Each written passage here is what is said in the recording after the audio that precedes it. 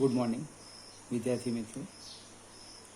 આજે આપણે ચેપ્ટર 3 સ્વાધ્યાયના પહેલા એક્ઝામ્પલથી શરૂઆત કરીએ. ખૂબ મજાના દાખલા છે. કારની એક સંગ્રાહક બેટરીનું EMF આપેલું છે એપ્સિલોન 12 વોલ્ટ. એ કોષનો આંતરિક અવરોધ આપેલો છે સ્મોલ r 0.4 ઓમ. અને એ બેટરી કેટલો મહત્તમ પ્રવાહ ખેંચી શકે મેક્સિમમ એ શોધવાનું છે. આપણે એક નાનો સરખો પરિપથ જોઈએ. આજે આપણો જે છે એ વિદ્યુત કોષ છે. આ એનો આંતરિક અવરોધ છે. આ કોષ થઈ ગયો. અહીંયા લખો એપ્સિલોન, અહીંયા લખો સ્મોલ r. હવે એનો જે ઉપયોગ કરવાનો એ બાહ્ય પરિપથનો અવરોધ ધારી લઈએ કેપિટલ R. કેપિટલ R આપણા હાથમાં છે. હવે પ્રવાહ અહીંથી નીકળે એટલે આમ થાય, આ રીતે પસાર થાય. એપ્સિલોન અથવા તો આપણે આ જે લૂપ બની એ લૂપમાં આપણે કિર્ચોફનો બીજો નિયમ લઈએ, લૂપનો નિયમ લઈએ અને મુસાફરી સમઘડી દિશામાં જઈએ. સમઘડી એટલે અહીંથી શરૂઆત કરું, નામ આપી દઈએ ABCD. લૂપ ABCD એમાં કિર્ચોફનો બીજો નિયમ. A થી B જામ એટલે ધનથી ઋણ માઇનસ એપ્સિલોન. પ્રવાહની સામે પ્લસ IR. C થી D પ્રવાહની સામે પ્લસ IR ઇક્વલ ટુ 0. આ એપ્સિલોનને હું સામે લઈ જાઉં, આઈને સામાન્ય કાઢું, small r plus capital R. Practice માટે લખ્યું છે, નહીં તો કેટલાક ડાયરેક્ટ લખી દઈએ. આનો સમતુલ્ય અવરોધ કેટલો, તો કે આ બે શ્રેણીમાં છે, small r plus capital R.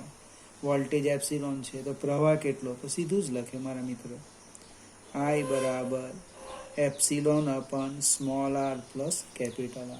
જ્યારે MCQ હોય ત્યારે ડાયરેક્ટ લખી દેવાનું. હવે આ જે કેપિટલ R એ માત્ર આપણા હાથમાં છે. એનું મૂલ્ય જેટલું નાનું, કેપિટલ R નું મૂલ્ય જેટલું નાનું મળે એટલો છેદ નાનો, પ્રવાહ મહત્તમ. તો આપણે આ રીતે લખી દઈએ. જો R equal to 0, R equal to 0 લઈએ તો I બરાબર I મેક્સિમમ. એટલે I મેક્સિમમ કેટલા આવે, તો કે એપ્સિલોન બાય સ્મોલ r.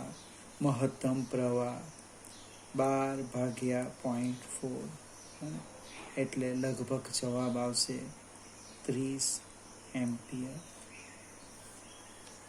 ફરીથી આ દાખલો ગણીએ. જે બીજો એક્ઝામ્પલ છે એ આ જ છે. 10 વોલ્ટનું EMF લખ્યું છે. બીજા એક્ઝામ્પલની વાત કરું. EMF છે 10 વોલ્ટ.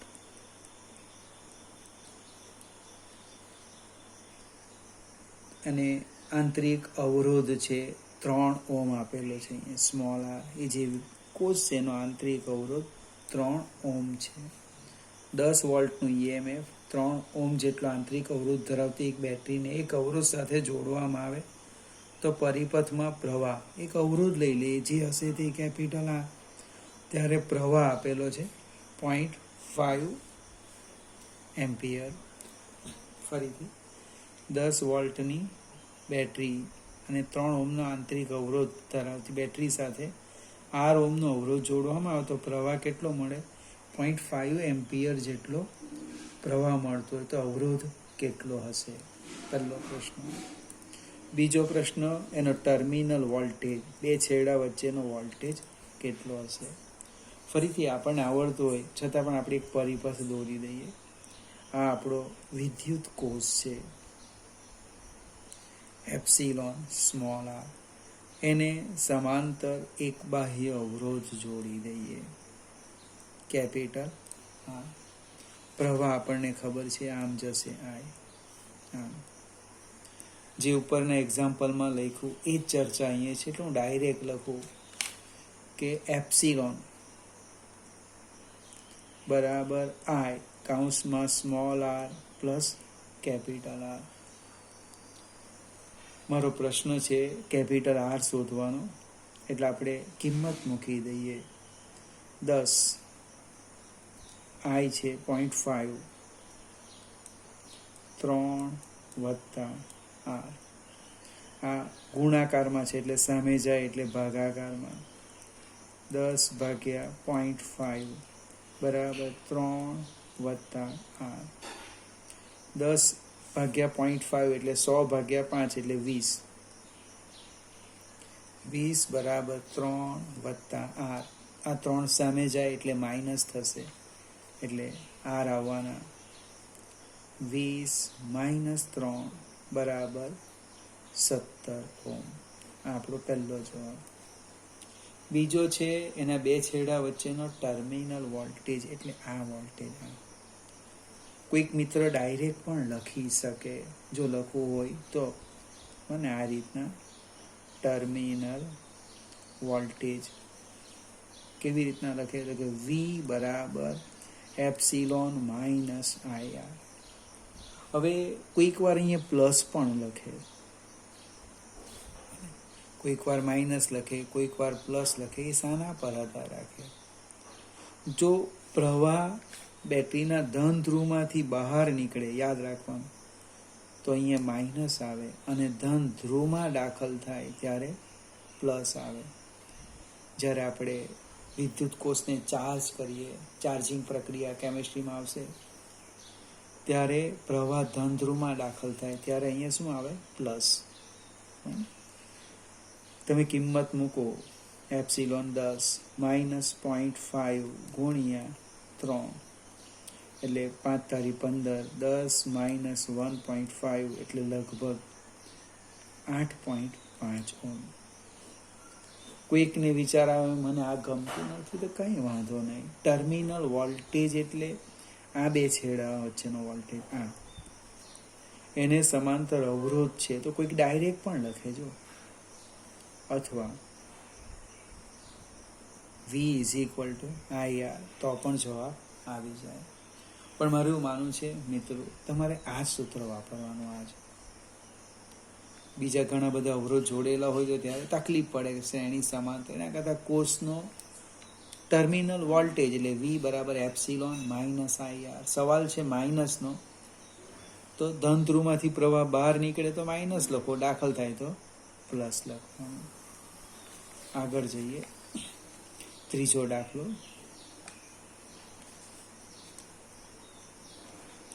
ત્રીજા દાખલામાં 1 ઓમ, 2 ઓમ અને 3 ઓમના 3 અવરોધોને શ્રેણીમાં જોડેલા છે. સરસ દાખલો છે. જો આ રીતનો છે. આ એક અવરોધ, આ બીજો અવરોધ, આ ત્રીજો અવરોધ. નામ આપી દઈએ R1, R2, R3. R1 અહીંયા લખી દઈએ 1 ઓમ, R2 લખી દઈએ 2 ઓમ, R3 લખી દઈએ 3 ઓમ. હવે સમતુલ્ય અવરોધ શોધવાનો છે, એટલે કેપિટલ R, ઇક્વલન્ટ, સમતુલ્ય ઇક્વલન્ટ. બીજો પ્રશ્ન છે, જો આ સંયોજનને 12 વોલ્ટ જેટલું EMF અને અવગણ્ય આંતરિક અવરોધ ધરાવતી બેટરી સાથે જોડવામાં આવે તો દરેક અવરોધના બે છેડા વચ્ચેનો પોટેન્શિયલ ડિફરન્સ, એટલે આમ જોઈએ, આમ આ ફિગર આમ થવાની. આમ અહીંયા આ જે વોલ્ટેજ છે બેટરીનો એ 12 વોલ્ટ છે, એનો આંતરિક અવરોધ 0 છે, એટલે આપણે કંઈક બતાવ્યું નથી. પ્રશ્ન છે એક V1 શોધો, V2 શોધો અને V3 શોધો. હવે શ્રેણી જોડાણ છે.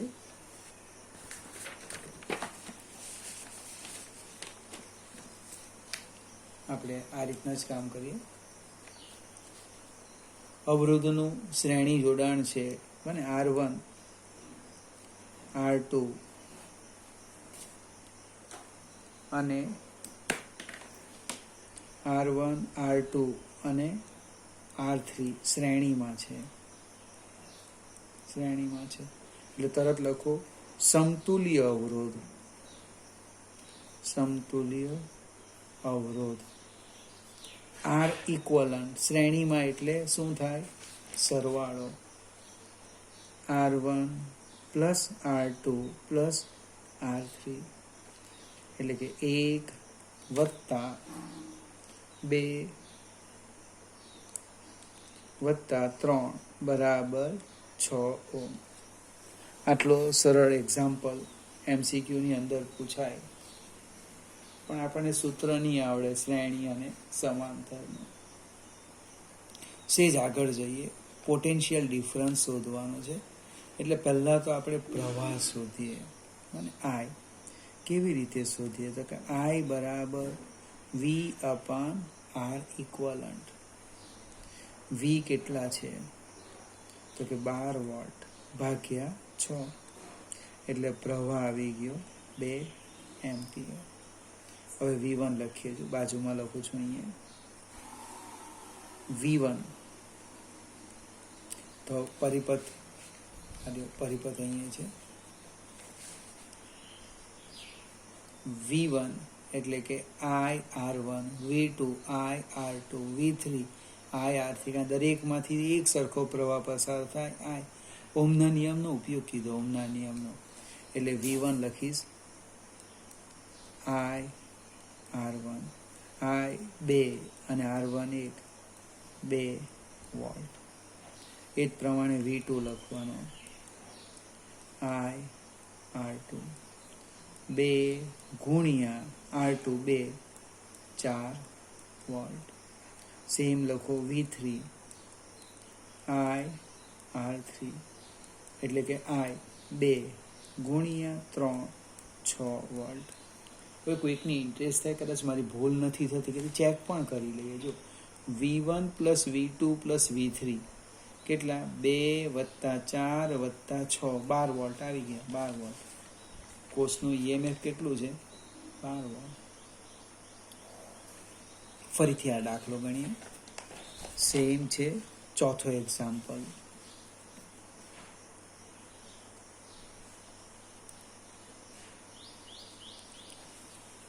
ચોથા એક્ઝામ્પલની અંદર 3 અવરોધ આપેલા છે. અહીંયા સાઈડ પર લખી દઈએ કયા છે.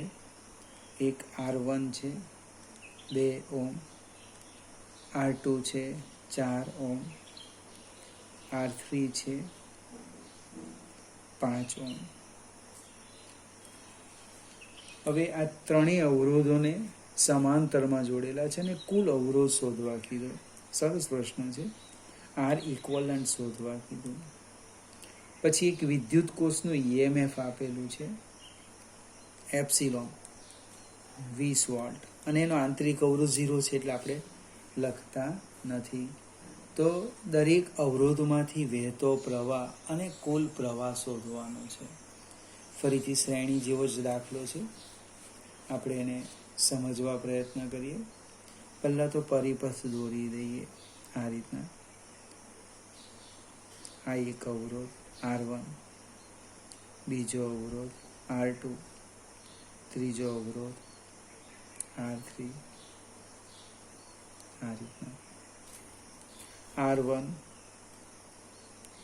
R2 R3 સમાંતર, અને એને સમાંતર એક વિદ્યુત કોષ મૂકી દીધો 20 વોલ્ટ. હવે ત્રણેય અવરોધ સમાંતરમાં છે. તેનો સમતુલ્ય અવરોધ શોધવાનો. જો લખી દઈએ નીચે. શું લખવાના? R1 અલ્પવિરામ R2 અને R3 સમાંતરમાં છે. તરત લખો માટે સમતુલ્ય અવરોધ. સમતુલ્ય અવરોધ 1/R equivalent equal to 1/R1 plus 1/R2 plus 1/R3. કિંમત મૂકીએ.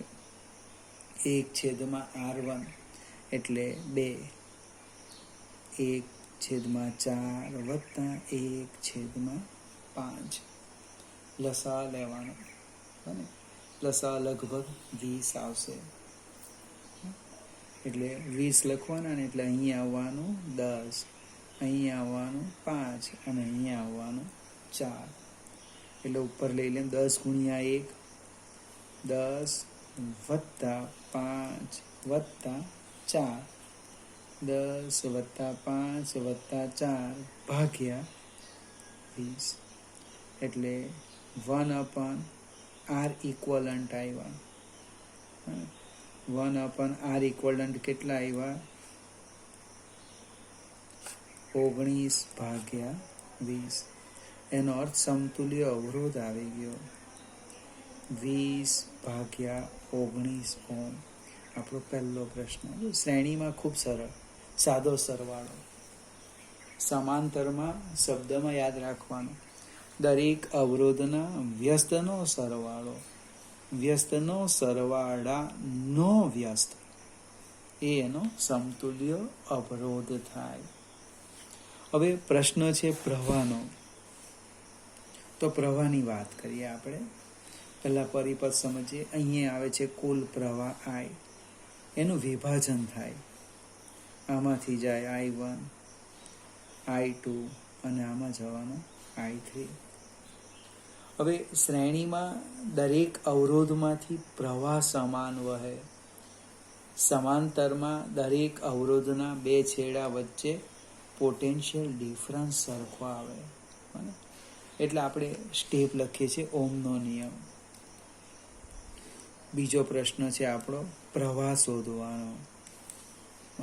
એટલે લખું છું પહેલું જ step, V is equal to I1R1.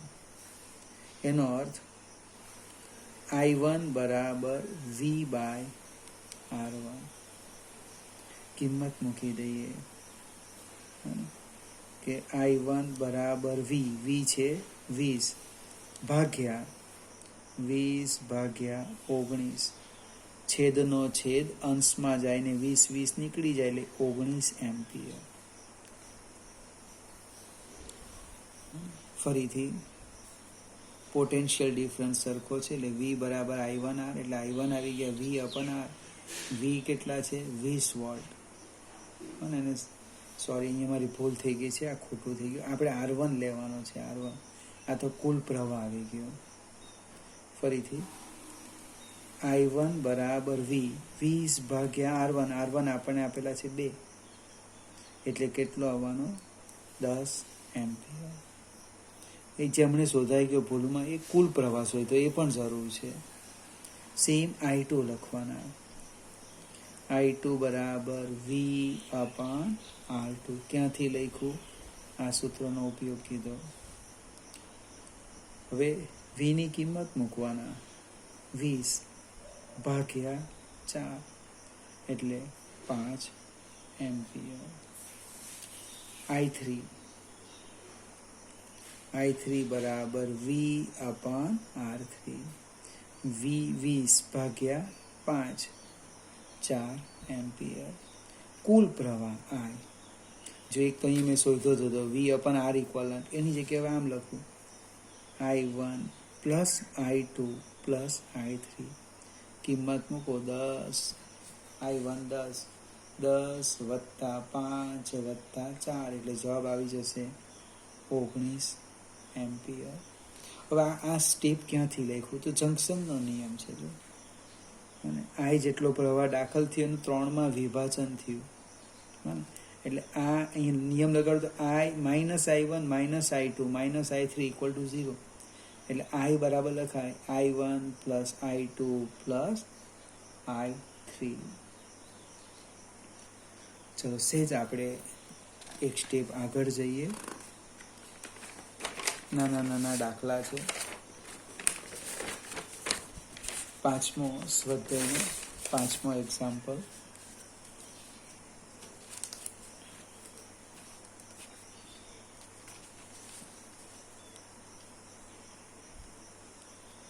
સ્વાધ્યાયનો 5મો example.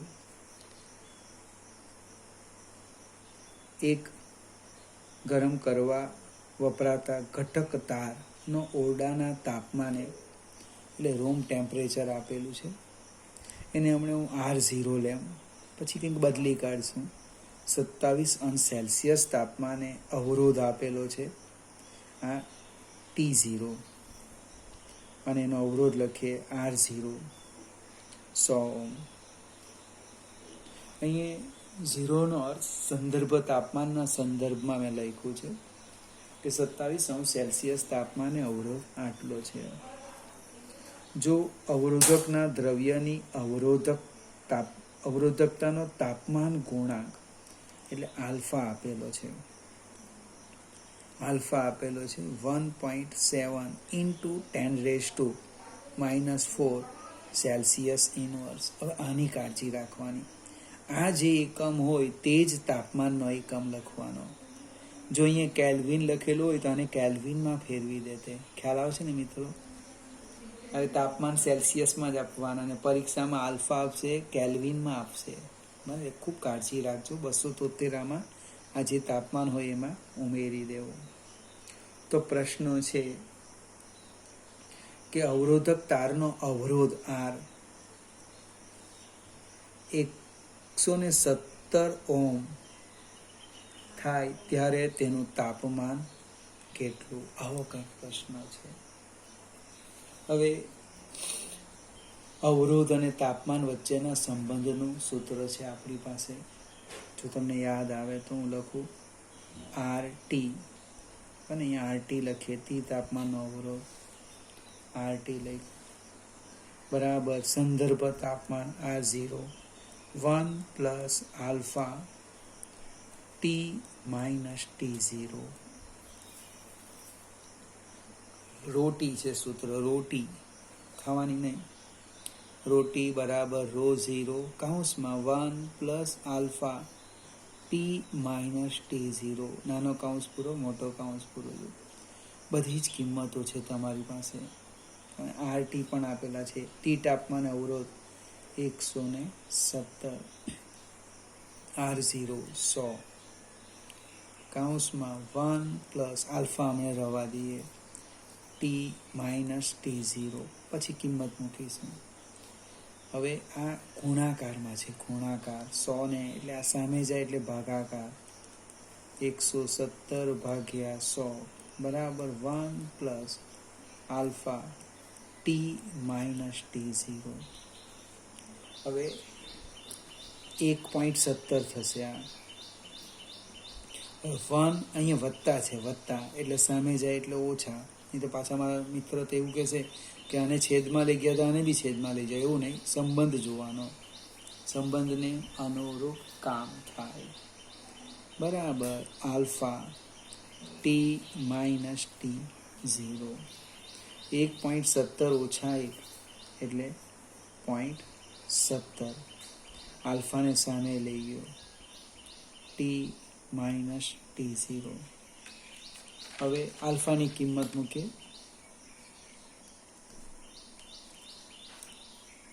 T - T0 બરાબર 0.70 છેદમાં 1.7 ગુણ્યા 10⁻⁻⁴. હવે આપણો જે પ્રશ્ન છે તે બી સમજાવો. 70 તો નીકળી જવાના, બને, અથવા કેલ્ક્યુલેટરનો ઉપયોગ કરો. આ 100 આવે ને ઉપર 10 જાય એટલે 1 10 નીચે રહેવાના. ખ્યાલ આવશે ને? 1 10 નીચે રહેવાના, અને -4 ઉપર જવાના એટલે પ્લસ થવાના. એટલે સાદુરૂપ શું થવાનું? જો 10⁴ પ્લસ થઈ ગયા, 70 કાઢ્યા અને છેદમાં કેટલા રહી ગયા? 10 કેમ રહી ગયા? તો આ 70ના 100 અને આના ઉપર ગયા, એક નીકળી જશે ને, આ માઇનસ છે, ઉપર ગયા એટલે +4. હવે આધાર સરખા, ભાગાકાર ઘાતાંકની બાદબાકી, એટલે શું થાય? T - T0 બરાબર 10⁻4 ઓછા 1 એટલે 3. હવે T0 તો મારી પાસે છે.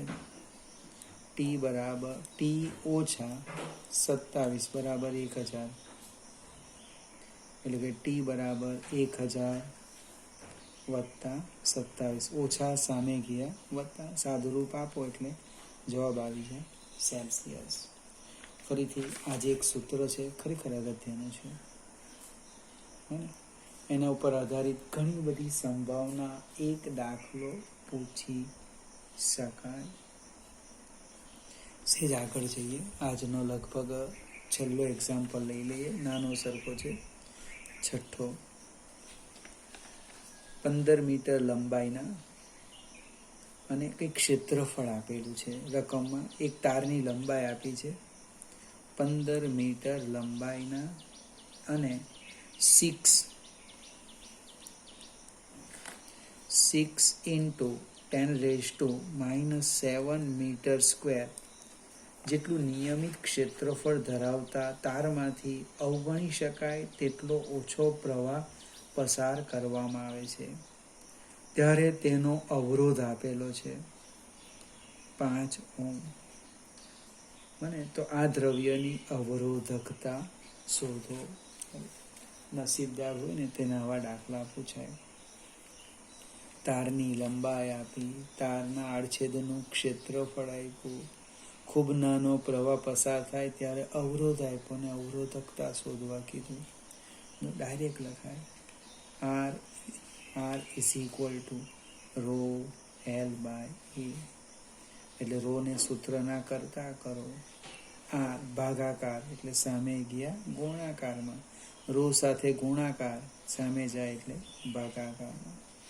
કિંમત મૂકો 5 ગુણ્યા 6 ગુણ્યા 10⁻⁻7 છેદમાં L 15. જો 6 × 5 = 30, 30/15 એટલે 2. કેલ્ક્યુલેટરની પણ જરૂર નહીં પડી. પણ એકમ યાદ રાખવાનું, મોહ પર મીટર.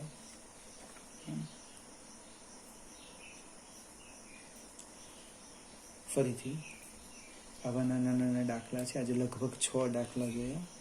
આપણે બીજા એક વિડીયોમાં ફરીથી બીજા આવા 6 દાખલા ગણીશું. 2 કે 3 દિવસમાં આપણા ચેપ્ટર પૂરું કરી દઈશું.